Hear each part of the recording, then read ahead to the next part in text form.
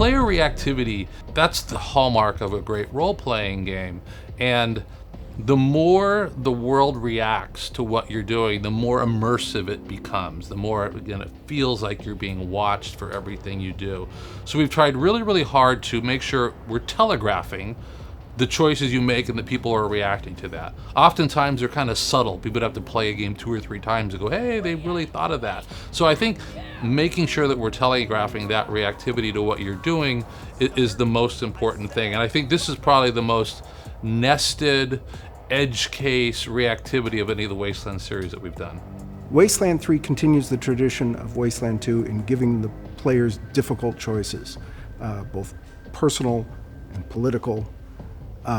Personal choices such as there's a scene where there's a gun on a mantelpiece of these poor people's homes, and it's very sentimental because it was their son's gun and he passed, but it's a really, really nice gun, so you could take it, but you would have to kill this nice couple. Murdered him for some shitty gun. And what's interesting is most people won't do it.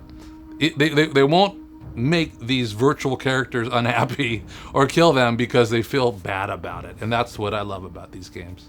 You have hundreds of decisions, sometimes thousands of decisions that are all have to play nice with each other. And you have multiple writers over multiple areas writing stories individually.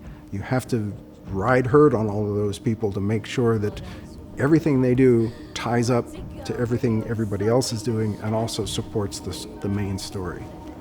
I think the most difficult part about designing for the Wasteland universe is the player choice that they have.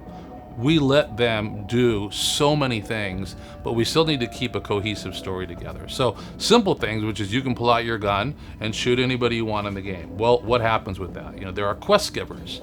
Well, you kill the quest giver, now how are you gonna get to the next thing? And then how is the world gonna respond to what you've done? Because the more edge cases we put in, that we write for, that you try, the more immersive and the greater the payoff. We love it when people try really obscure things and we recognize it and the world pays that off. That's a great feeling whenever that happens. And so I think writing for all the edge cases and creating all the content that you have to in order to make it truly effective, you end up writing 30% more than you would, that you're gonna use, that the player's ever gonna see. Otherwise, we would have the same experience. So creating all that extra content, knowing most people won't see it, but they might see it, is a big challenge of doing one of these games. Wasteland 3 kind of prides itself on not punishing people for making terrible or questionable moral decisions. Like if you want to take Vic the Psycho in your party, okay, you can do that. If you want to shoot everybody in the game, we'll let you do that. What we try to do is make sure that when you do these things, even if you're not punished, you see the consequences. I declare them enemies of the state. If you decide to kill some refugees, you're going to see a weeping mother or a lost child, and you're going to understand that what you did has consequences for people in the world. We do have the choices they make ripple through long periods of time. And there's nothing better than when you made an early decision and then later on somebody's commenting on it. We have a simple device where we have a paper boy.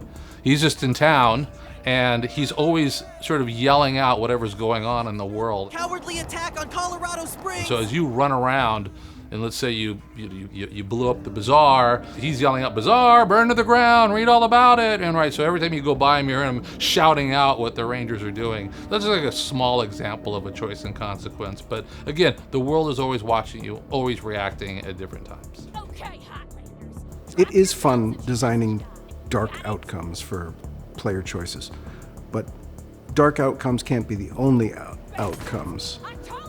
Players have to be able to find some light and some balance and sometimes funny outcomes, sometimes pathetic outcomes, sometimes heartwarming outcomes, because when you finish the game, you don't want to be, oh man, that was rough.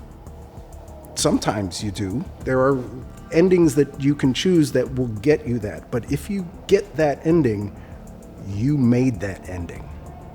because you made those choices.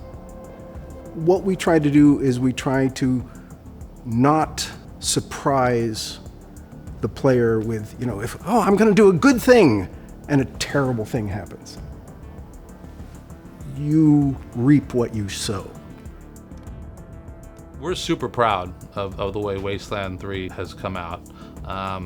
We sit there playing it ourselves, and again, we have teams of writers playing this thing, so we play it through it to some degree as a user would. Like, I don't know everything that's been written, and we sit in the conference room when we play it several times a week, and we just go through and we're just laughing or enjoying or getting these decisions like, oh, what do we do here, and so it's been great to experience it how the users will, and I can't wait to get it in people's hands.